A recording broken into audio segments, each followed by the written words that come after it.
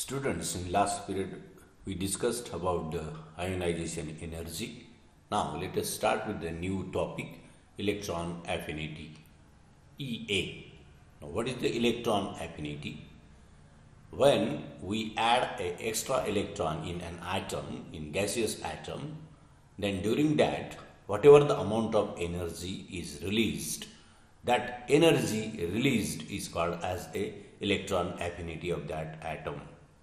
When we add the electron in gaseous atom, now what happens, whatever the amount of energy, if more energy is released during the addition of the electron in the atom, then the electron affinity is more, and if energy released is less, then the electron affinity is less. So electron affinity depends upon the how much closely or strongly the electron is get added into the gaseous atom.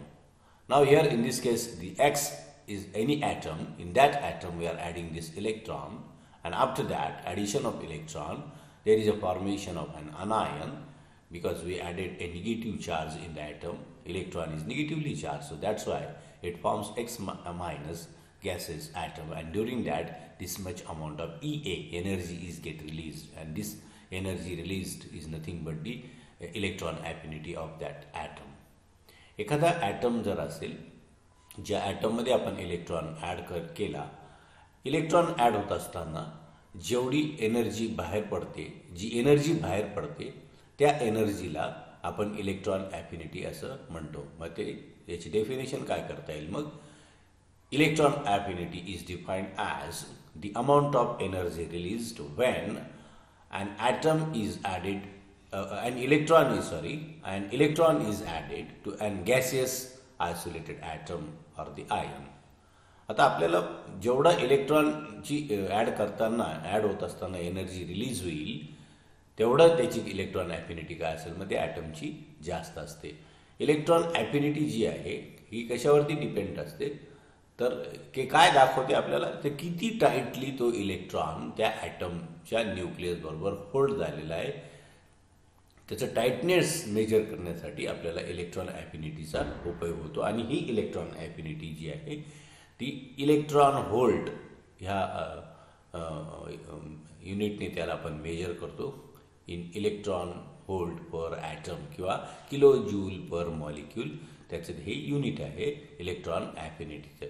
आता आपण periodic टेबलचा जर विचार केला तर आपण बघू periodic टेबलमध्ये एलिमेंट्सची इलेक्ट्रॉन ॲफिनिटी कशी चेंज होते. आता पहिल्यांदा आहे variation of electron affinity along the period. म्हणजे पिरियडमध्ये, म्हणजे डावीकडून उजवीकडे जर आपण कन्सिडर केलं पिरियॉडिक टेबलमध्ये, तर आपल्याला माहिती आहे पिरियॉडिक टेबलमध्ये डावीकडून उजवीकडे जर आपण गेलं, आपण डावीकडून उजवीकडे आपण जर गेलं इथे पिरियॉडिक टेबलमध्ये, लेट अस सी, डावीकडून उजवीकडे आपण जर गेलं पिरियॉडिक टेबलमध्ये, तर काय होत जातं, ॲटमची साईज काय होत जाते, लहान लहान होत जाते. ॲटमची साईज लहान लहान होत गेल्यामुळे काय होतं, तिथं एक्स्ट्रा सेल ॲड होत नाही, त्यामुळे काय होतं एक्स्ट्रा इलेक्ट्रॉन मात्र आउटर मोस्ट ऑर्बिटलमध्ये ॲड होतो. पण त्यामुळे काय होतं, इलेक्ट्रॉनिक चार्ज वाढल्यामुळे आउटर मोस्ट इलेक्ट्रॉनचं जे न्यूक्लियसचं अट्रॅक्शन आहे ते वाढतं, आणि पुन्हा न्यूक्लियस आणि आउटर मोस्ट इलेक्ट्रॉनचं जे आहे ते अंतर देखील कमी होतं.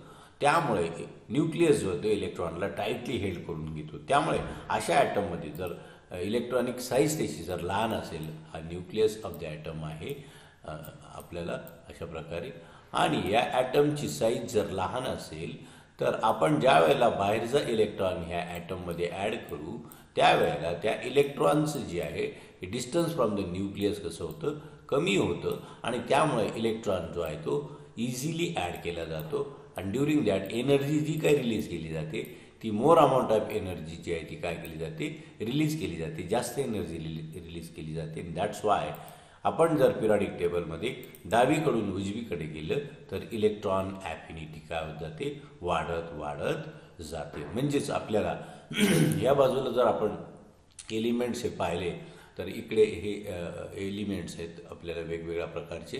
या डावीकडचे एलिमेंट ज्याला आपण म्हणू त्यांची इलेक्ट्रॉन ॲफिनिटी कशी असते, मग जास्त असते. याच्यामध्ये ह्या एलिमेंट्समध्ये मग हे जे हॅलोजन्स आहेत आता या extreme right on the periodic table हे नोबेल गॅसेस आहेत.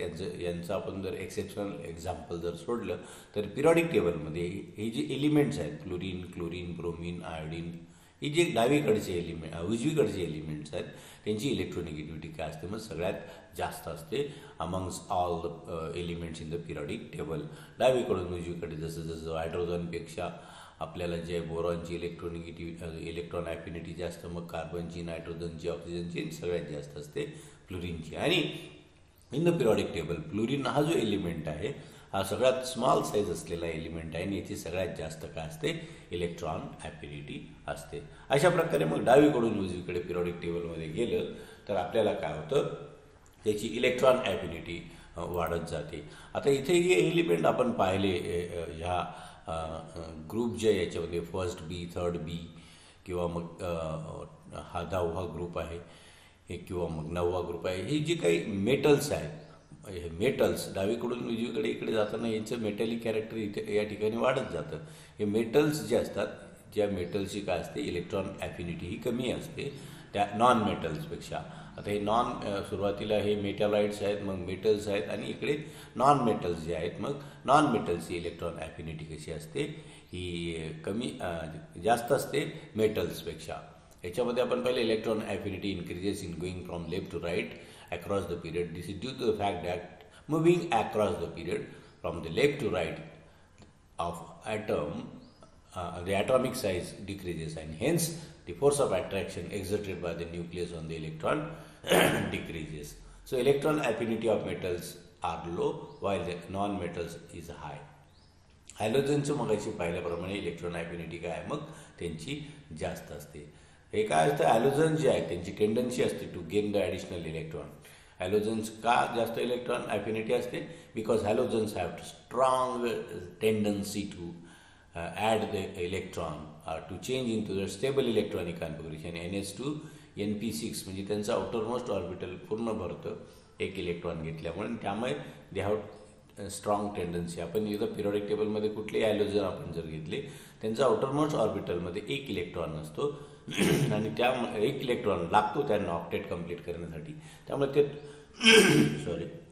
स्ट्रॉंगली इलेक्ट्रॉन अट्रॅक्ट करतात. आपण जर हॅलोजन्स आता आपण फ्लोरीनचं एक्झाम्पल पाहिलं, फ्लोरीनमध्ये 9 इलेक्ट्रॉन आहेत आणि फ्लोरीनमध्ये 9 इलेक्ट्रॉन असल्यामुळे त्याचं जर इलेक्ट्रॉनिक कॉन्फिगरेशन आपण पाहिलं 1s2 2s2 आणि 2s2 आणि 2p5 हे त्याचं इलेक्ट्रॉनिक कॉन्फिगरेशन आहे. जर आपण क्लोरीनचं आपण जर पाहिलं 17 इलेक्ट्रॉन आहेत क्लोरीनमध्ये, त्याचं इलेक्ट्रॉनिक कॉन्फिगरेशन पाहिलं 1s2 2s2 2p6 3s2 3s2 आवरती पाहिजे आणि 3p5 अशा प्रकारे त्याचं इलेक्ट्रॉनिक कॉन्फिगरेशन आहे. आपण हे जर हॅलोजन्स प्रत्येकाचा हॅलोजनच्या आउटरमोस्ट ऑर्बिटलमध्ये काय इलेक्ट्रॉन पी ऑर्बिटलमध्ये आता फ्लोरीनच्या 5 इलेक्ट्रॉन आहेत. 5 इलेक्ट्रॉन म्हणजे काय शेवटचं जे ऑर्बिटल आहे पी ऑर्बिटल, याच्यामध्ये 2ps 2py आणि 2pz ऑर्बिटल्स असतात. याच्यामध्ये 5 इलेक्ट्रॉन आहेत आणि काय आहे इथं 5 इलेक्ट्रॉन असल्यामुळे त्यांचं आउटरमोस्ट ऑर्बिटल जे आहे त्याला ऑक्टेट रूल आपण पाहिलेला आहे. तुम्ही ह्या नियमानुसार इथं आता 5 इलेक्ट्रॉन असल्यामुळे याचं ऑर्बिटल कंप्लीट भरण्यासाठी आणि स्टॅबिलिटी मिळवण्यासाठी एलिमेंटला एका इलेक्ट्रॉनची काय असते, एका इलेक्ट्रॉनची गरज असते. म्हणून हे जे ॲटम्स आहेत हे पटकन दुसरा इलेक्ट्रॉन स्वतःकडे आकर्षित करून घेतात, अट्रॅक्ट करून घेतात आणि त्यामुळे जास्त अमाऊंट ऑफ एनर्जी रिलीज होते. म्हणून हॅलोजन्स जे आहेत पिरियडिक टेबलमध्ये दे आर मोस्ट इलेक्ट्रोनिगेटिव्ह. आता आपण बघू ग्रुपमध्ये म्हणजे टॉप टू बॉटम. आपण पिरियडिक टेबलमध्ये पाहिले टॉप टू बॉटम आपण जसं जातो एलिमेंट्समध्ये पिरियडिक टेबलमध्ये टॉप टू बॉटम कोणत्याही तुम्ही ग्रुपमध्ये जर वरून खाली जर गेलं तर काय होतं की एक्स्ट्रा सेल ॲड होतो एलिमेंटमध्ये, एक्स्ट्रा सेल ॲड होतो, एक्स्ट्रा इलेक्ट्रॉन तर ॲड होतातच, एक्स्ट्रा सेल ॲड होतो आणि त्यामुळे काय होतं ती ॲटमची साईज जी आहे ती वाढत जाते खालून आणि ॲटमची साईज वाढल्यामुळे न्यूक्लियसचं आउटर इलेक्ट्रॉनचं जे काही अट्रॅक्शन आहे ते कमी होतं आणि त्यामुळे त्याची इलेक्ट्रॉन गेनिंग कॅपॅसिटी पण कमी होते आणि त्यामुळे इलेक्ट्रोनिगेटिव्हिटी जी आहे ती काय होत जाते, कमी कमी होत जाते.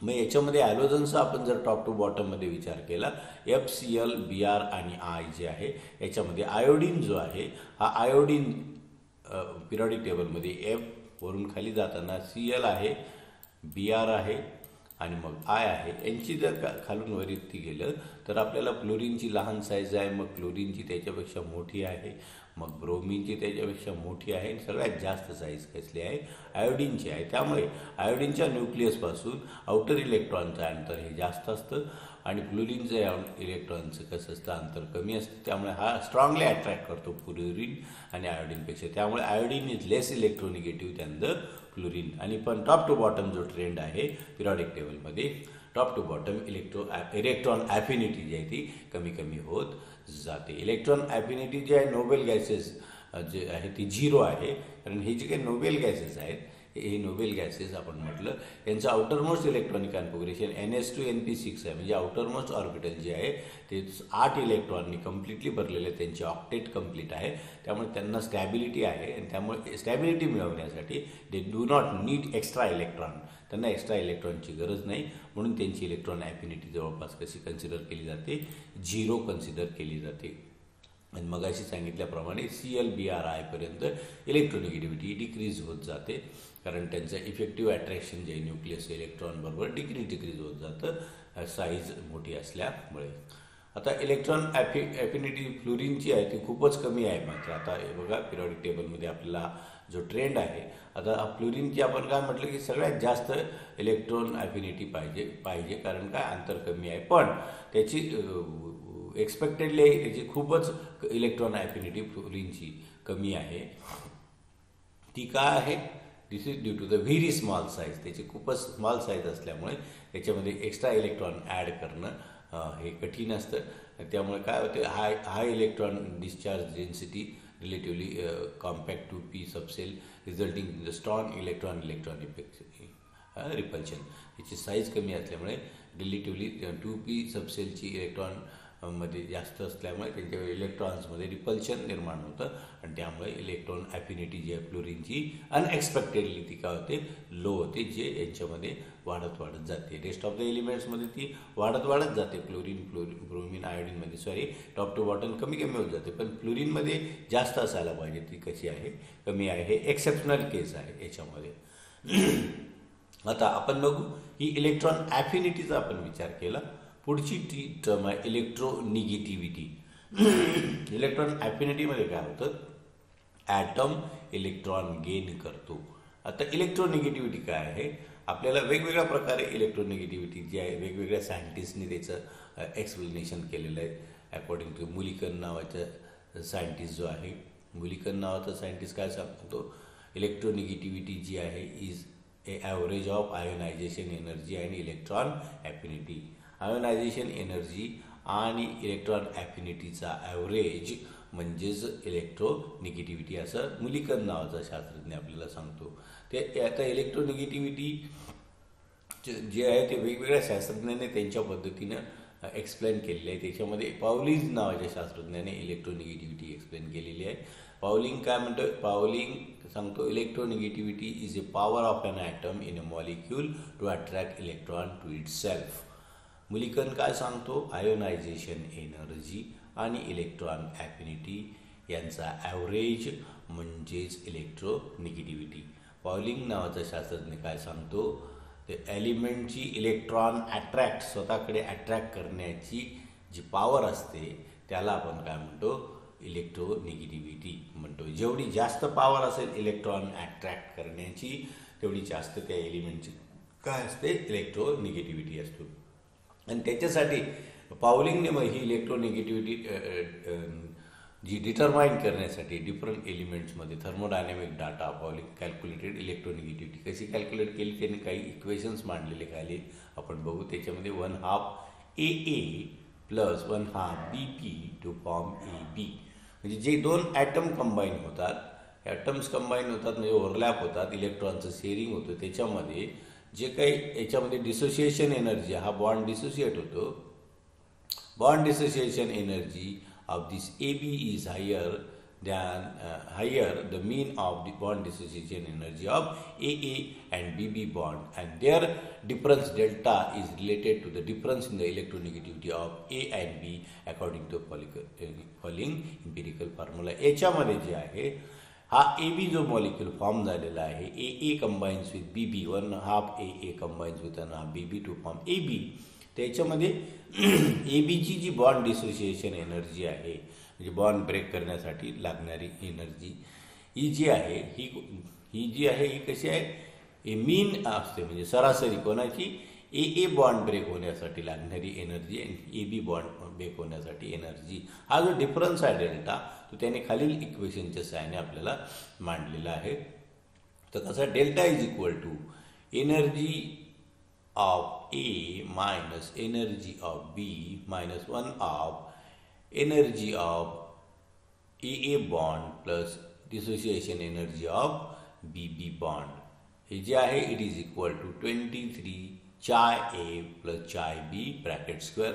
हा फॉर्म्युला त्याने आपल्याला मांडला, chi A and chi B bracket square. ह्या फॉर्म्युल्याच्या सहाय्याने काय केलं मग, हा जो डेल्टा डिफरन्स आहे दोघांमधला, जे AB बॉन्ड ब्रेकेजचा आणि AA आणि BB बॉन्डच्या डिसोसिएशन एनर्जीचा डिफरन्स त्याने या फॉर्म्युलेच्या सहाय्याने मांडला. Delta A is equal to dissociation of A minus energy of B minus 1/2 dissociation energy of AA plus dissociation energy of BB bond. AA BB are the atoms, atoms आहेत, सारखे ॲटम्स. त्या is equal to 23 chi A minus chi B bracket square या फॉर्म्युल्याने. याच्यामध्ये EAB, EAA, EBB represents काय दाखवतं आपल्याला, bond dissociation energy of AB, AA आणि BB बॉन्ड रिस्पेक्टिव्हली. चाय आणि चाय B जे आहेत ते इलेक्ट्रोनिगेटिव्हिटी आहेत ॲटम A आणि ॲटम Bची. Electronegativity of atom A chi A, electronegativity of atom B chi B. हे दोघांचं वजाबाकी केली, तो डिफरन्स जो येईल 23ला गुणिले तो असेल आपल्याला बॉन्ड जो होता डिफरन्स डिसोसिएशन एनर्जीमधला. सो दस ते इक्वेशन आपण इथं लिहिलेलं आहे, delta is equal to 23 chi minus chi B bracket square, किंवा त्याला जर आपण सॉल्व केलं तर हे होतं 2.208 under root of delta chi A minus chi B. हा स्क्वेअर जर काढायचा असेल तर ही टर्म जी आहे ती अंडर रूटमध्ये जाईल आणि हा 23 पण इकडे नेलेला आहे. तर अशा प्रकारे हे इक्वेशन आपल्याला हे मिळालं, हे एक इक्वेशन आपल्याला मिळालं to calculate the electronegativity difference. आता इलेक्ट्रोनिगेटिव्हिटी डिफरन्स आपल्याला काढता तो डायरेक्टली काढणं फार कठीण असतं. पावलिंगने नंतर काय केलं, मग जॉमेट्रिकल मीन इन्सर्टेड इन, अरथमॅटिक मीन जो होता त्याच्यामध्ये काय केलं त्याने, जॉमेट्रिक मीन इन्सर्ट केला आणि त्याच्यामध्ये EAA आणि EBB आणि सजेस्टेड ए इम्पेरिकल कोरिलेशन. मग ते पण पुन्हा अरथमॅटिक कोरिलेशन खाली त्याने एक्सप्लेन केले. Dissociation energy of AB bond minus into bracket dissociation energy of AA bond into dissociation energy of BB bond bracket (1/2) is equal to delta dash that is equal to 30 chi A minus chi B square. आणि तो मग square काढला तर इथं formula येतो 0.182 under root of delta dash is equal to chi A minus chi B. So Pauling equation हे आहे. Dissociation energy जी calculate केली जाते ते इन किलो कॅलरी किंवा मग त्याच्यामध्ये पर मोल किंवा किलो जूल पर मोलने ती कॅल्क्युलेट केली जाते. सो अशा प्रकारे पावलिंगने हे रिलेशन मांडलं इलेक्ट्रोनिगेटिव्हिटीमध्ये. आता आपल्याला assuming that the electronegativity of hydrogen is to be 2.1. याच्यामध्ये त्याने काय कन्सिडर केलं, हायड्रोजन ॲटम जो first element of periodic table आहे त्याची इलेक्ट्रोनिगेटिव्हिटी 2.1 कन्सिडर केली आणि मग त्याच्यात त्या डिपेंडंट त्याने काय केलं, इतर एलिमेंटची इलेक्ट्रोनिगेटिव्हिटी डिटरमाइन केली. त्या इलेक्ट्रोनिगेटिव्हिटीची पिरियडिक टेबलमध्ये वेगवेगळ्या एलिमेंटची त्याने इथे दिलेली आहे ग्रुप्समध्ये. जर आपण पाहिलं मग इलेक्ट्रोनिगेटिव्हिटी डावीकडून उजवीकडे जर गेलं तर ती बघा वाढत वाढत जाताना दिसते. फ्लोरीनची 4 आहे. फ्लोरीनची इलेक्ट्रॉन ॲफिनिटी कमी आहे, पण इलेक्ट्रोनिगेटिव्हिटी काय आहे, जास्त आहे. डावीकडून उजवीकडे जर गेलं ती वाढत जाते आणि वरून खाली जर गेलं तर इलेक्ट्रोनिगेटिव्हिटी काय होत जाते, कमी कमी होत जाते. 2.11, 0.9 अशा प्रकारे हे कमी कमी होत जाते. हे झालं पावलिंग्सने. आता मुलिकनने अजून त्याचे काही फॉर्म्युले डेव्हलप केले. त्याच्यानुसार मुलिकनचं म्हणणं काय आहे, आपण वरती पाहिलं तर Mulliken suggested that the electronegativity is the average of ionization energy and the electron affinity असं त्याने सांगितलं. मग याने बघा इथं दिलेलं average of electron ionization energy and electron affinity of atom. मग त्याने रिलेशन मांडले chi A is equal to 1/2 म्हणजे ॲव्हरेज काढलेला ionization energy plus electron affinity. Ionization energy and electron affinity of an atom in Millikan defined are not experimentally observed values for the isolated gaseous atoms in a ground state. Ground स्टेटमध्ये जर आपण त्यांचे जर आपण या फॉर्म्युल्यानुसार calculate केलं तर ते काही ऑब्झर्व व्हॅल्यू ज्या ॲक्च्युअल व्हॅल्यू ऑब्झर्व व्हॅल्यूज आहेत ते काही एक्झॅक्ट मॅच होत नाही. So these actual calculated values from the atom valence state when atom form a part of molecule, Millikan's value I and E are in electron volt and these values were about 2.8 times larger than the Pauling's value. पावलिंगने जे वरच्या फॉर्म्युल्यानुसार calculation केलं त्याच्यापेक्षा मुलिकनच्या मेथडने calculate केलेल्या values या कितीने जास्त असतात, 2.8ने जास्त असतात. त्यामुळे मग त्याने काय केलं, हे जे काही रिलेशन आहे आयोनायझेशन एनर्जी आणि EA ते किलो कॅलरीज पर मोलमध्ये एक्सप्रेस केलं तर chi A is equal to काय होतं, मग ionization energy IE ionization energy minus electron affinity divided by 2 into 62.5 अशा प्रकारे हे एक्सप्रेशन मांडलं. आणि या on the basis of this Mulliken scale the conditions for the formation of pure 100% coordinate bond ionic bond may be खालीलप्रमाणे दिलेल्या आहेत condition या फॉर्म्युल्यानुसार. तर त्याचं म्हणणं आहे प्युअर 100% कोव्हॅलंट बॉन्ड जर असेल, AB बॉन्ड जर कोव्हॅलंट बॉन्ड असेल तर त्यावेळेला काय असते, electron affinity minus electron electron ionization energy minus electron affinity of atom A divided by 5.6 is equal to ionization energy आणि electron affinity of atom B divided by 5.6 म्हणजेच काय असते, chi A of is equal to chi B. Pure covalent bond असेल तर दोघांचं काय चाय electronegativity ए आणि बीची काय असते, सारखीच असेल 100% कोव्हॅलंट बॉन्ड जर असेल तर. जर बॉन्ड आयोनिक असेल म्हणजे दोन ॲटम्समध्ये आता कोव्हॅलंट बॉन्ड असेल म्हणजे काय, हायड्रोजन आणि हायड्रोजनमधला बॉन्ड जर कन्सिडर केला तर it is a pure covalent bond. हा बॉन्ड जो असतो हायड्रोजन आणि हायड्रोजनमधला बॉन्ड प्युअरली कोव्हॅलंट बॉन्ड असतो अशा प्रकारे. पण आपण जर क्लोरीन जर त्याच्यामध्ये कन्सिडर केला HCl बॉन्ड हा जर कन्सिडर केला HCl बॉन्ड तर याच्यामध्ये काय असतं, Clचं इलेक्ट्रोनिगेटिव्हिटी थोडी जास्त असते, हा डेल्टा निगेटिव्ह होतो आणि हा डेल्टा पॉझिटिव्ह होतो. अशा प्रकारे जर बॉन्ड असेल तर त्यावेळेला काय रिलेशन मांडलेलं आहे, त्यावेळेला आपल्याला बॉन्ड हा आयोनिक आहे म्हणजे सोडियम क्लोराईडचा बॉन्ड आपण कन्सिडर केला तर त्याच्यामध्ये काय असतं, ionization energy minus electron affinity of atom A divided by 5.6 ही कशी असते, ग्रेटर असते ॲटम Aची याने हाय कमी आहे ॲटम Bची. तर त्यावेळेला हे relation chai A is greater than chi B हे असं होतं. आणि ज्या वेळेला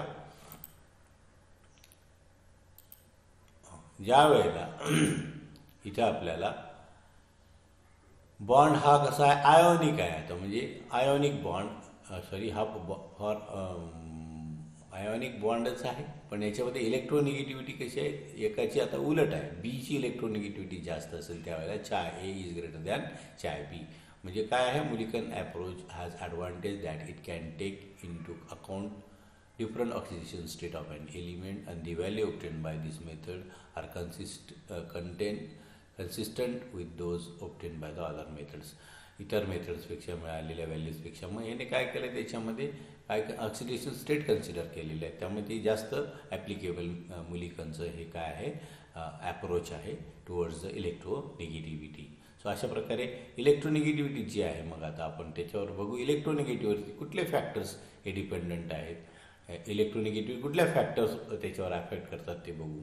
हा पहिला फॅक्टर आहे, चार्ज ऑन द ॲटम. ॲटमवर कुठला चार्ज आहे.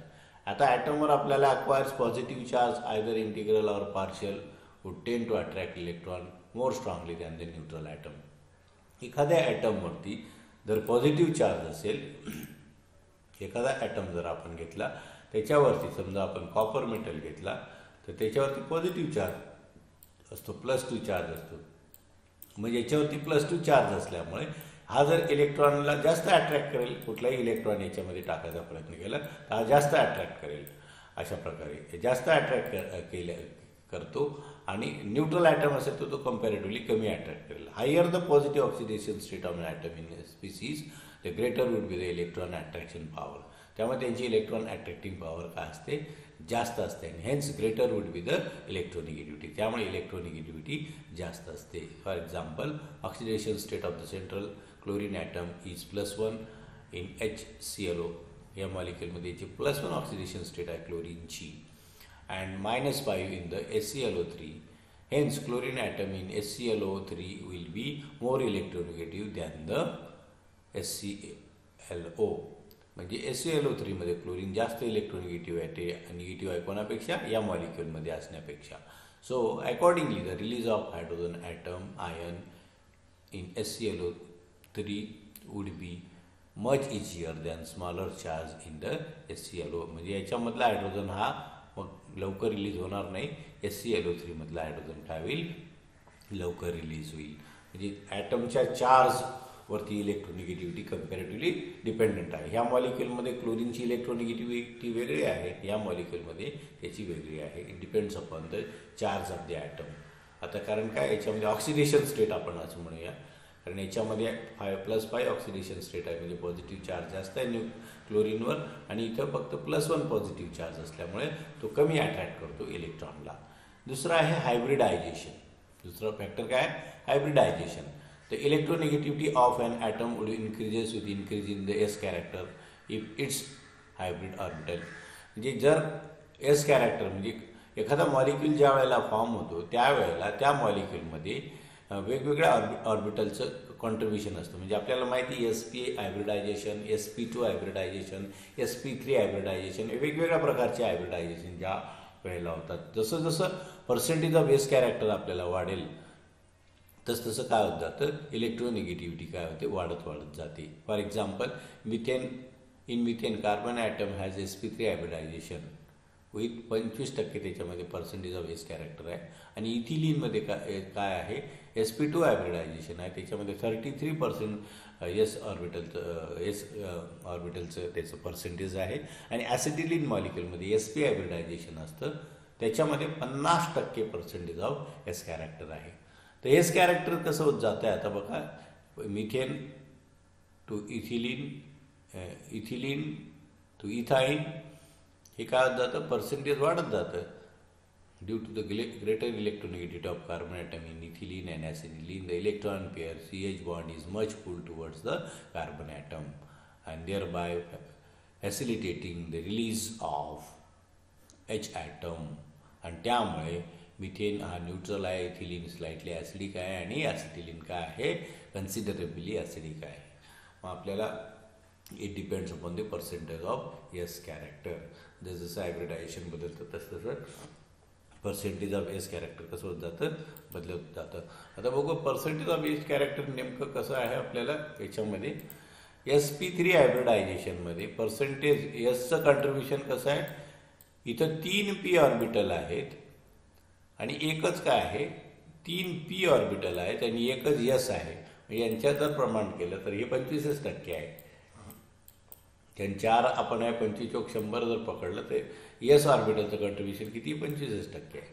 sp2 मध्ये आता काय झालं, पुन्हा sp2 हायब्रिडायझेशनमध्ये